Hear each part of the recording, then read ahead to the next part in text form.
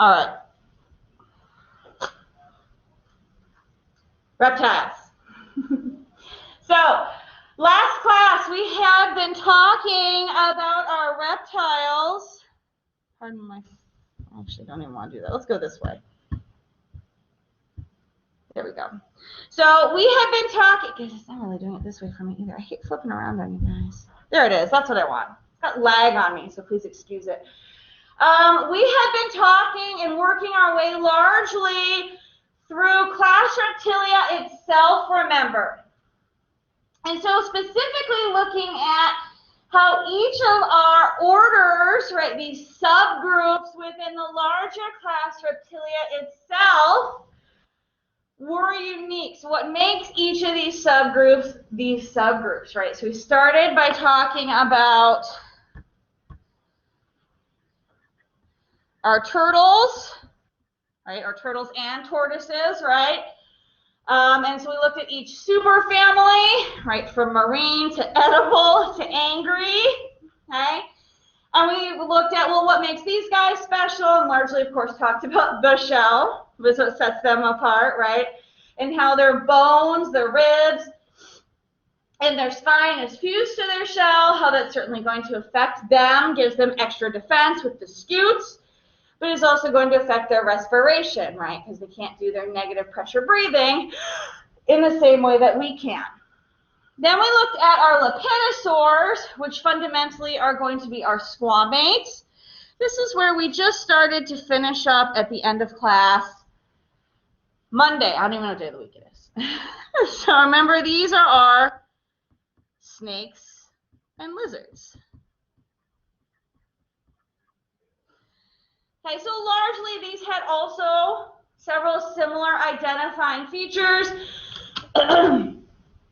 We also focused on respiration here being a large problem, right?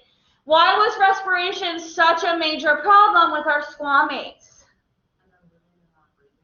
Good, right? Because they're using the same muscles to move, right? Remember? Right? The back and forth movement that we're using for motion in both snake slithering or cute little lizard walking is exactly the same movement. I hope the camera got that too.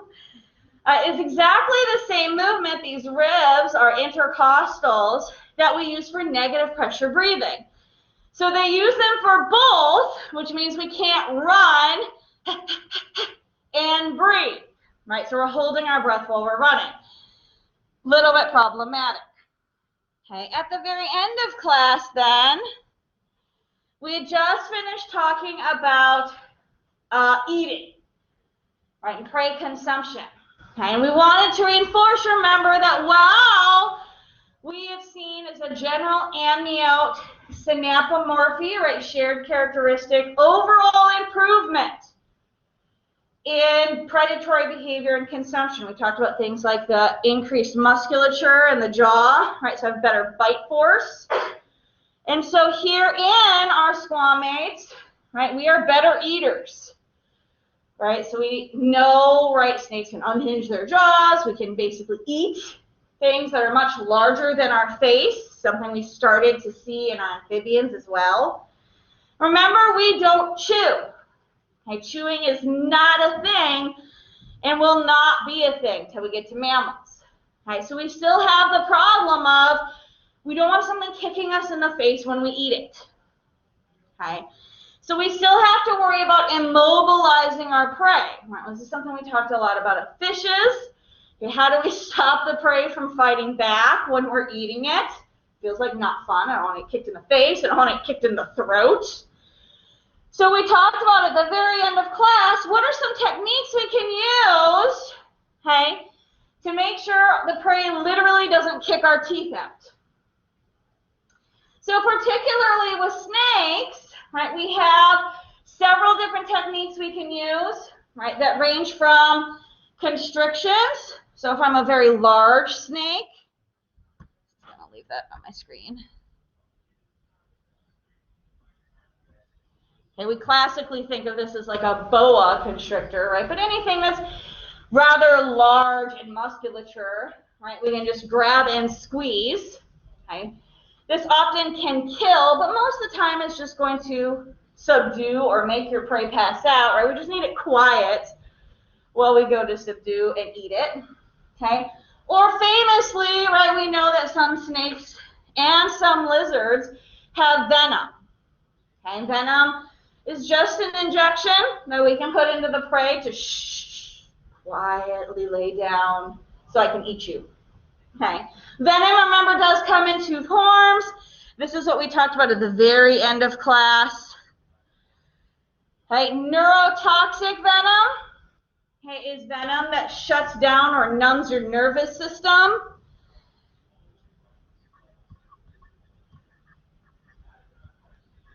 Oops, missed the end there.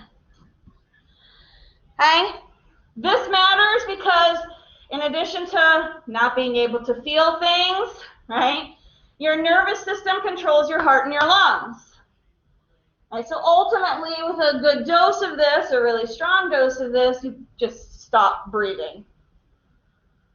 I think that will subdue you, right? You won't kick your predator in the face if your heart stops beating, okay? Hemolytic, okay? Heme here is like blood, right? So this makes your blood burst, okay? Or it keeps you from clotting, depending on what type it is or how strong it is. Okay, so this can make your prey sort of bleed out. Okay, so literally, lytic, remember, means to break.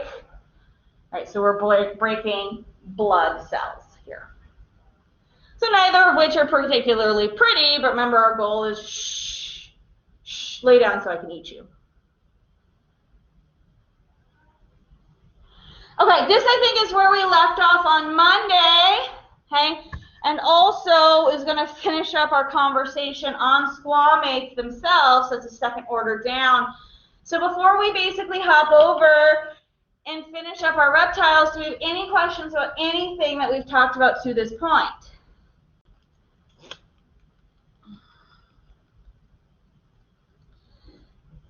Okay, and don't forget, if you are online, it's very helpful, obviously, if you use your mic,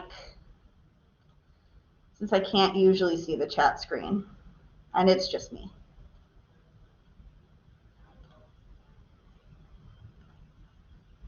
Okay, so to finish this off then, we're going to look at the last order, right, or last group, which make up the archosaurs, and the living order here is going to be Crocodylia, right?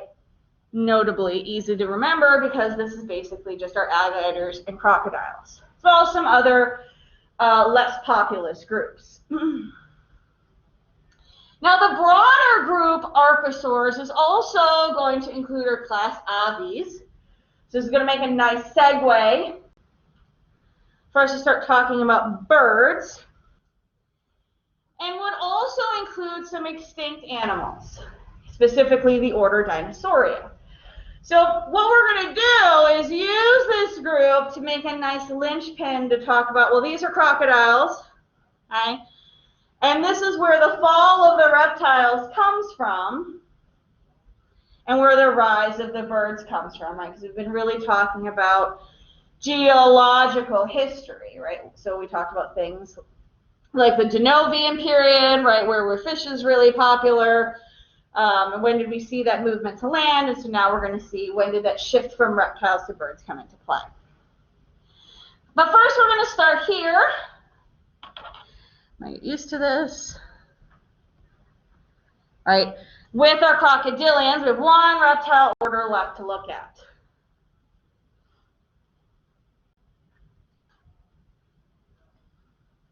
All right, so crocodiles, okay, famously been around for an extraordinarily long time, completely unchanged, and are unique from some of our other reptiles in that pretty much everybody in this order is at least semi-aquatic. Right, so this seems almost counterintuitive, the whole goal of class reptilians who've tried so hard to get that freedom from water, right? That was the key behind being amniotic, is we didn't have to be tied to water anymore. And our order, Crocodylia, do live partially in water. Right? Now, they don't need it in the same way that our amphibians do, right? They're not going to dry out, right, or desiccate. It's not part of their respiration pattern. It's just part of their major hunting habitat. Okay. Now, a whole bunch of other things do make these guys very separate. Of course, everybody in this group has legs, which separates them from the order Squamate, right? Where all of those snakes in there were legless. Okay. But we have several other particularly unique features. Okay. So when we say laterally compressed tail, take a look at this guy's tail. Okay, remember that means lateral is from the sides. Now we're practicing our terms. So that means we're squished in. The sides are squished in, right? So if we think about a crocodile's tail, it's very vertical. The sides are squished in. So it's very tall, up and down. It's a very vertical kind of tail.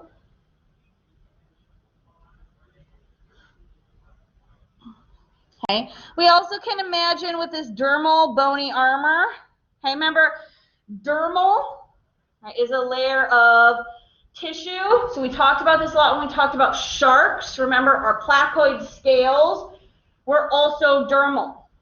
Okay, so this is made out of a very similar material to our placoid scales.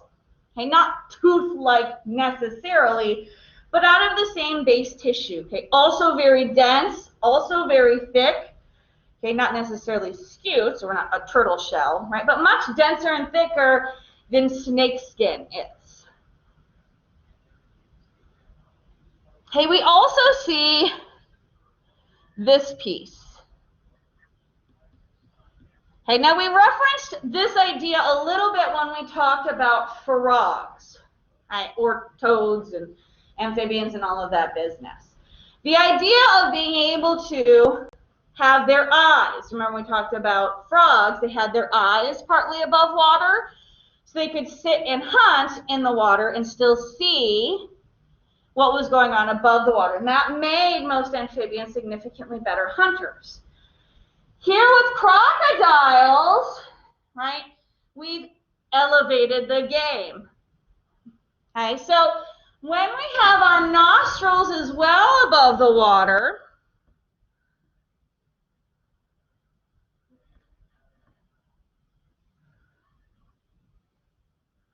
we have our eyes above water and our nose above the water. Excellent drawing skills, thank you very much. Okay, so the key here is not only can I see what I'm looking to prey on, okay, but I can also breathe.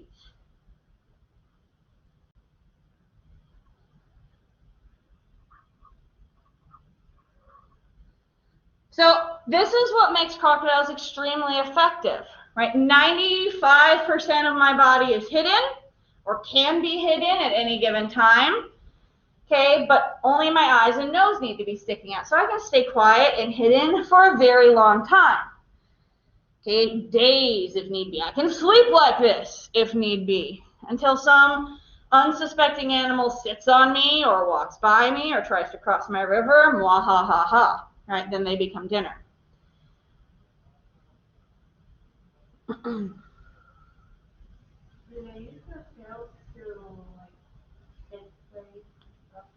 Good question. So the question's about their tail. They can be used to either hold down or smack prey, right?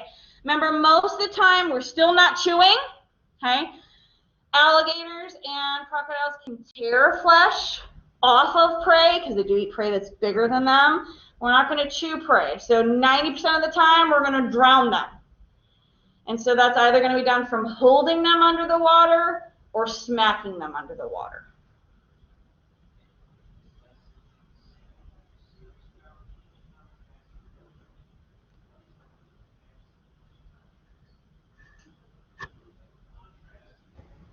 Dr. Arnett. Yes, ma'am. We talked about how like fish, how like their senses are more keen underwater.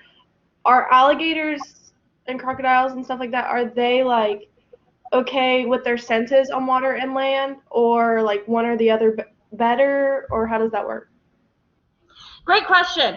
So generally speaking, remember that any sense set is going to, they can't be both, right? This is one of the things we talked about a lot when we talked about fishes in the transition to land, is we often have some kind of trade-off.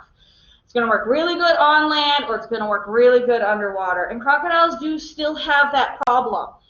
And so by and large, their senses work above water, right? Their eyes are set for above water much better, as does their nose and all of that. So they hunt prey that is terrestrial primarily. Okay? And they also breathe above water. So a lot of this is hold my breath, grab the zebra that's on the land, or grab the zebra that's trying to cross, right? But I'm just effective because I'm heavy, right? And I can do these things on the edge of the water, and pretty much nothing that's going to enter the water is going to be even remotely as effective as me, and I'm going to use that to my advantage. Great question.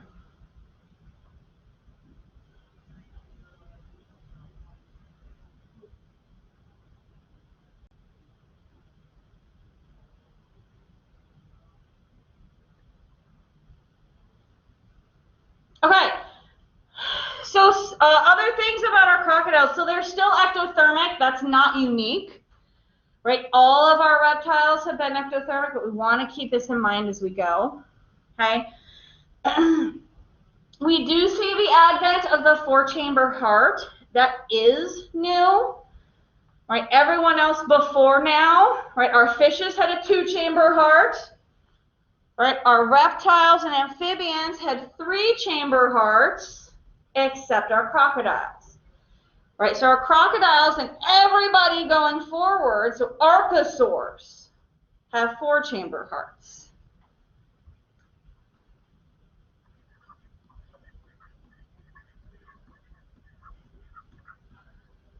So that's these guys.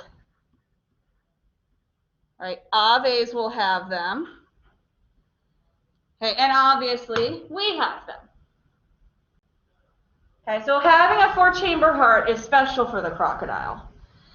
Okay, and this is another thing that fuels their high and very successful activity levels when they're hunting, and making them very fearsome predators. Okay, once again, we see there's only one reproductive method to worry about. So nice when it's simple like that. Also a little less nightmare fuel-y. Crocodiles are kind of scary enough, so maybe not having live earth crocodiles is okay. We can kind of get on that bus. So all crocodiles are egg layers, right? And most crocodiles and alligators do have some kind of form of parental care, right? Most horror movies, if you're a big horror movie, monster movie kind of buff, I love myself some B movies myself, do have some parental care in the horror movies. Get this right? So if you're saw like Lake Placid, very cool Betty White horror movie, by the way, they totally get that, right? So anytime they're showing like these super crocs, they usually show them with this weird nest that they're protecting, and that's true, right? Most, particularly mother crocodiles, will protect their nest, and very cutely or weirdly cutely, like have a little trail of baby crocodiles that sound like they shoot little lasers when they bark, by the way. Absolutely adorable. Pew, pew, pew. I don't get it. Very cute. They will actually have like little birds. The baby crocodiles and alligators will follow them around. They'll train them to swim and hunt and all sorts of very does not feel like crocodiles would do this kind of thing. Very good parents. Are they always in the water? They're usually either along the kind of like swan and duck nests. They're right along the edge of the water, kind of like the one we see here. How many eggs do they use? So that, nope, that's me. I'm gonna get used to it. All right. So the question is how many eggs or how many nests do they have a year, and that kind of depends. So most of these types of organisms usually only do one clutch a year, assuming the clutch is successful. So if they've laid early enough and that clutch fails, they may be able to lay a second, but most of the time we only get one shot. Within that clutch, depending on the species, you may get anywhere from like 3 to 5 to maybe towards 10, depending on how large the female is. Usually not.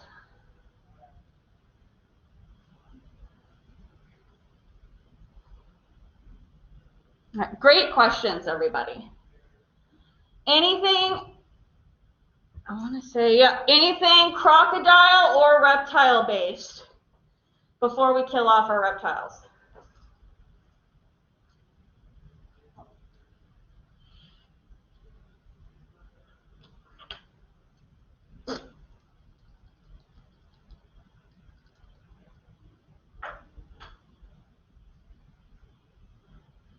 You said that the class element is part of the reptile, or am I crazy? Part of the archosaurs. Okay. But not, so this is really key, right? So her question is the class aves, our birds, part of the reptiles? And so aves and reptiles are different classes, but they're both archosaurs. So aves and crocodiles are closely related.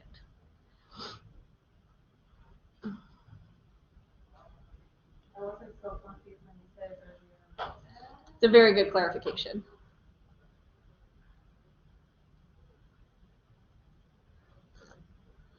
Okay, now within our archosaurs and also a reptile, right, is our dinosaurs. Now, of course, dinosaurs are not around anymore, but they're worth discussing because their fall, right, their extinction allowed for, right, the rise and expansion both of aves and, of course, ultimately mammals. So in that way, we owe them a lot. Now, remember last time we checked in, right, we were in the Carboniferous period. So we had come out of the Devonian period, right? That was the period or the age of the fishes. Right, sorry guys. But remember the big key here is the Carboniferous period had been the period in key here where we'd seen this expansion of plants basically on land. And the reason this was so important is this had given us habitat or niches on land. And this is why we'd seen this big movement or transition to land, right? This had triggered our transition to land. The more niche it had on land, land was less competitive than all of the ferocious, angry competition in the water, right? So this triggered movement and evolution to land, right? All right? So now we've been doing that for a while. We have amphibians, we have reptiles. Right, and so we've moved into what's called the Permian period, which is really where we see most of what we've been doing so far. Okay, a high diversity of reptiles, and then of course, not to give it not its due, I'm just not a huge plant person, plants do continue to do their thing. Right? We'll throw Watts in his bone. Right? Plants are still a thing.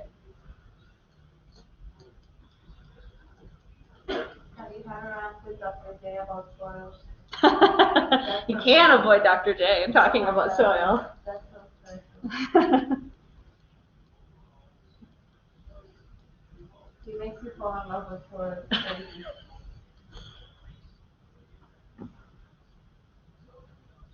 Okay, so here's what ends up happening. Okay, we're going to have several great washes. So one of the biggest ones in history ends up happening at the end of the Permian period.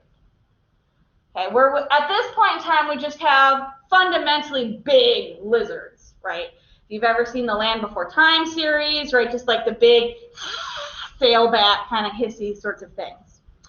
So during this period, it's called literally the Great Dying. So you know something big is going down here. Okay, the biggest one that we know of, besides maybe the one that's happening right now. And this is so big because we had a huge series of volcanic eruptions. Now, we already know volcanic eruptions are probably problematic because if you're anywhere near the volcano, you die. Okay? Lava and heat and ash and all that stuff's bad enough. In addition to that, right, so the lava and ash, in and of itself, will drop the sea level.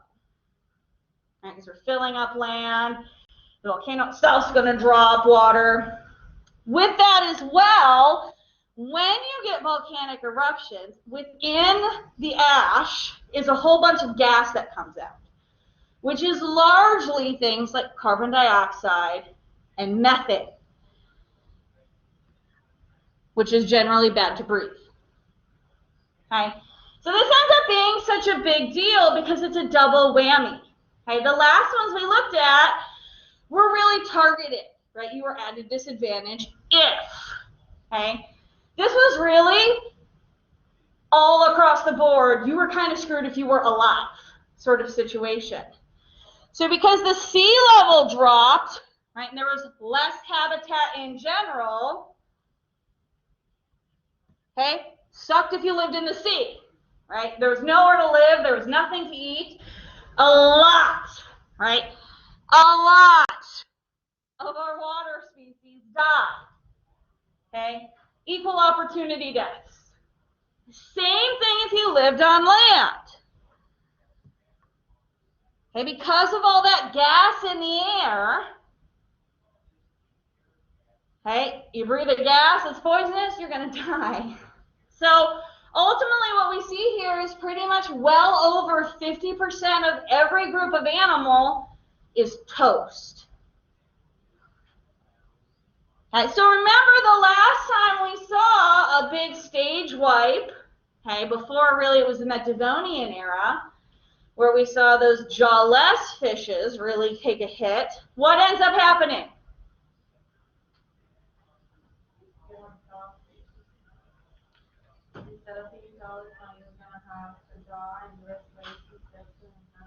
Right, so we're going to have new things, new solutions end up moving in.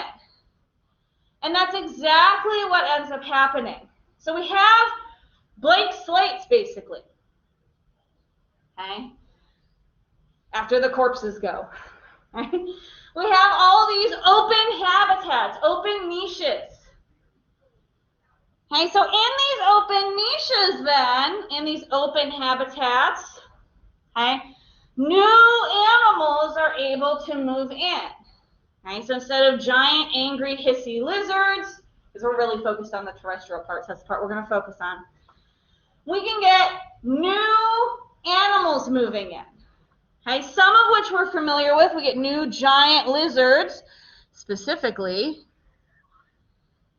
our beloved dinosaurs, as well as some that we're familiar with. So we do, at this point, get the evolution of mammals and birds, okay?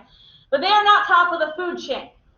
So when we say mammals, we mean there is dinosaur. That's not going to help, right? Here is sad little mammal. Okay, small, teeny, largely nocturnal. Okay, we are food. But we live. We exist. And we also do see plants have been able to bloom. Hooray, right? More food and more habitat, which is what we're going to view plants are at this point. I notice we've moved into a new era as well. Okay, and this is common. Okay, 90% of the time when we have major era shifts, because something dramatic has happened, right? So our dramatic thing that's happened was the Great Dying, right? Oh, okay, I guess we have to start a new chapter. Okay. The new chapter is a bunch of stuff died, so a bunch of new stuff now lives. What is the MYA mean? Millions of years ago. I always confused because there's so much different ones. Like this white star, that's because the one who's not religious and the... Yep, so this one's very simple. We're using very big numbers. MYA is millions of years ago. So we're looking at 65 million years ago when the dinosaurs came to be.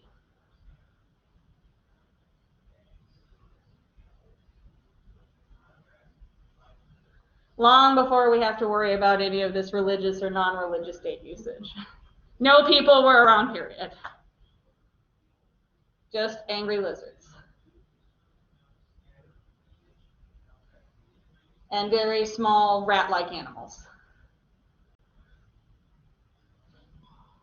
Okay, feel good? Okay, so as we break this into the periods, okay, we're just going to worry about our big keys here. Okay, things Jurassic Park got wrong, but terms we may know from Jurassic Park. Okay, so the Triassic period, right, the earliest period of this. So the things that I care we know, okay. When you think of a dinosaur, these first come out of this period, right, the earliest version. Okay, so we're getting bigger reptiles, basically giant-looking crocodile things, and starting to get some insects that look like what we are used to seeing. So the size of which that can be food. First said reptiles and mammals, right? Mammals at this point are scared, nocturnal, and eat insects, right? We're largely insectivores all the way through till when the dinosaurs go away.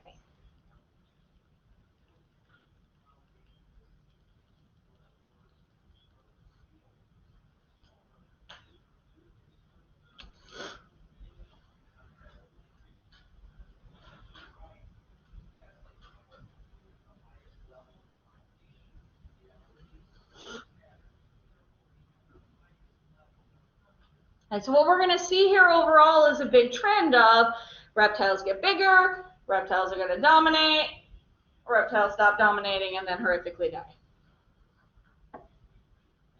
Which is lucky for us.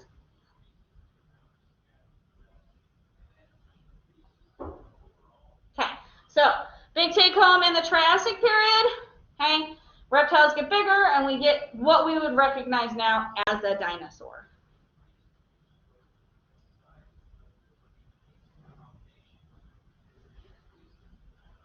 Doesn't last long. Okay, now, here's the key though. Okay, as we look at this next extinction, this is much smaller. So it doesn't get a fancy name, the Great Dying, right? It just has the Triassic to Jurassic, right? Meaning this is where it fell between. Okay, we have another volcano here. Basalt is a type of very basic stone.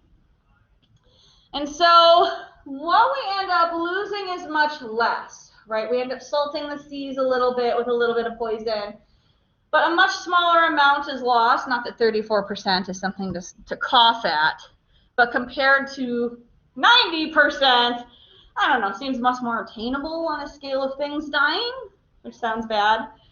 What we really want to focus on here is what happens on land, right? Is most of our archosaurs die, okay? Particularly the ones that we really have not focused on at all. So if you are a non-crocodile, non-dinosaur at this point, you're toast, which is why we don't talk about any of them anymore, right? So if you weren't a heavily armored, angry, toothy predator, that sucks, okay? A lot of this has to do with how big you are, how often you have to eat, right? So we said one of the things that bodes really well for a lot of our reptiles and archosaurs was their slow metabolism. That boded really well if I didn't have to eat poison food. Our amphibians did not bode very well. Why did we say amphibians were so vulnerable to stuff? Because their skin, right? Remember, they breathe through their skin, so no matter where amphibians tend to go, right, they're either going to breathe it or eat it. Okay, so in this case, they figuratively bit the dust, right? Okay, even today, we really only have one very large amphibian left, right, the giant Chinese salamander. Hang on, buddy. Okay, so we have some minor stage wiping here. Okay? Some larger organisms have died, which means one thing.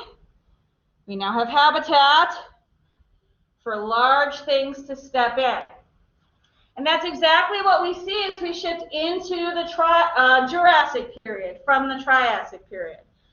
Is when you picture dinosaurs ruling the world, this is what you're picturing, which is probably why the movie picked this period. Okay. Now, that being said, okay, if you're picking like large angry predator dinosaurs, still not right. Okay, but peaceful herds of like the Brachiosaurus and all of that, like sneezing and the scientist's face and all of that kind of business, that does come from here, right? So cue like da-da-da and all that kind of business. Okay, that's from this period. Okay, our large herbivorous dinosaurs come from here. We also see we get a huge boost in plants, okay, specifically forests. Okay. When we say that dinosaurs once ruled the earth, this is the time period we talk about. Right? They're the most plentiful here, okay, and they're moving in groups, we think. Right? We're finding the most abundance of grouped bones from this time period. Okay. This is also the time period we start to see aves come about. Okay, now, remember from lab when we say aves comes about, these are not pigeons that have evolved, right? These are big, nasty birds that are fundamentally predatory dinosaurs in their own right. Remember we talked about things like the terror bird being taller than a human and also running around and eating our sad little nocturnal mole ancestors. Okay, so mammals really just don't have it going great for them right now. Like everything is going to chase and eat us. Can you imagine us having dinosaurs right now? Yeah, well, I mean, we would still lose if dinosaurs were still running around right now. Oh, the giant redwood forests we would survive. Go back to what we used to do: hide under the trees. Yes. It worked then, and it would work now. They can't knock over all the trees. They can't knock over all the trees. I don't have to run faster than the dinosaur. I just have to run faster than the slowest person. That's all that matters. Okay, so here's what we start to see then. The last era, right, the Cretaceous within our Mesozoic, is as the dinosaurs are finishing their rule, right, we're seeing an expansion of niches. So we've got more water, right, as Pangea had split. So mammals are able to expand into all these different niches. Right? Thank you, fur. Okay, so birds and mammals can move more places, right, where it's cold, where it's wet, where it's dry. Dinosaurs are a little bit more limited. Right? So in areas where it's gotten very cold and where seasons exist, remember it's much harder for things like amphibians and reptiles to go. Ectothermy stinks. So mammals can get to places where it's a little bit safer and they can start to flourish a little bit better. Dinosaurs are going to start to struggle in those areas, but they're still going to be primary in anywhere where it's not cold, basically.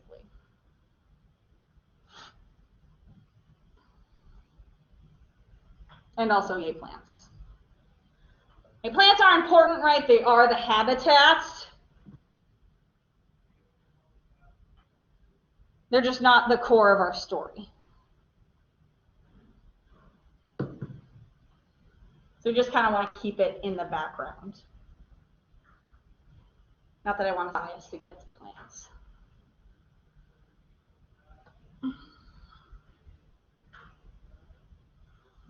Now, of course, we all know how this story ends, at least to some degree.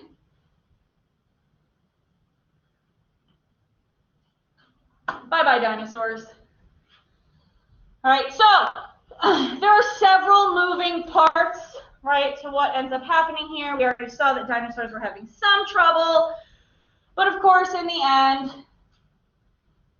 it makes it very tough for dinosaurs to live. Now, one of the main pieces to the story is there were some asteroids that hit the Earth, right? In fact, there was one major asteroid, very cool. I think I have this link loaded to our class page.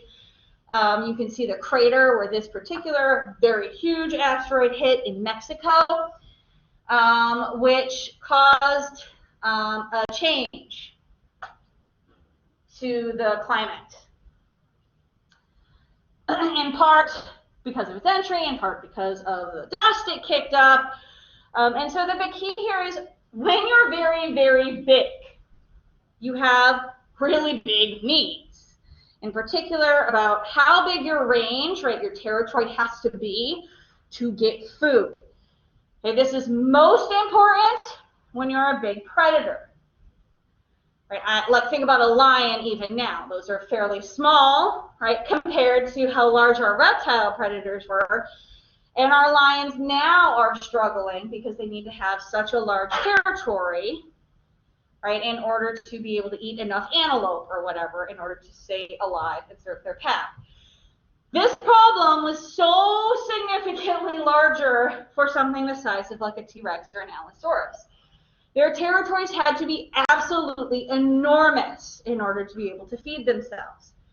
And so, if your territory gets broken or things in your territory die, right, because the grass has died, so things like a Brachiosaurus, right, or mammals in that territory have now died or had to leave, you are doomed. Okay, there's not going to be enough there to support you. And so this is what ultimately caused these problems, is these huge climate shifts, right, would have caused death to the vegetation, okay, or movement of their food sources. Okay, those food sources being the vegetarians, largely larger vegetarian dinosaurs. As those passed away or moved beyond reach, right, our carnivore dinosaurs would have also passed away. Okay, so this is the deaths we see here, pretty much anything super big. Okay, now this isn't just dinosaurs. We see the same problem in the water.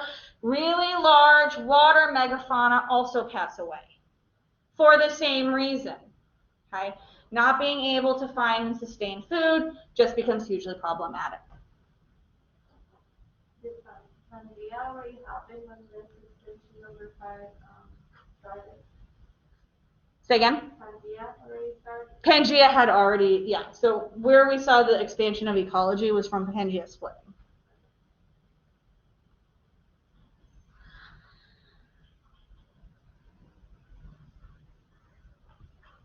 It's not going to work.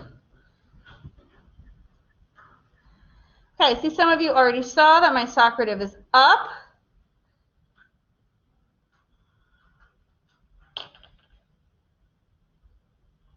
Okay, killing off our dinosaurs is, of course, going to open up our niches for our birds, the less murdery kind, and our mammals to be able to step in, right? If we're not getting eaten anymore, we maybe don't have to hide under trees quite as much as we were before. So we'll be able to start that on Friday.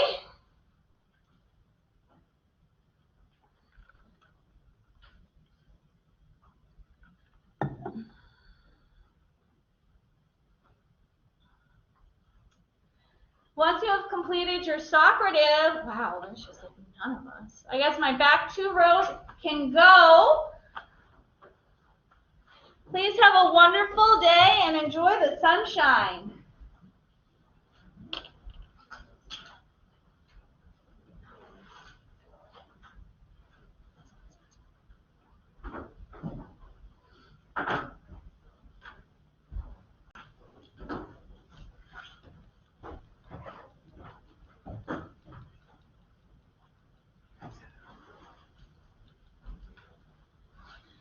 All right, everyone else, once you are all done, you are welcome to go. Please be fabulous and have a good day.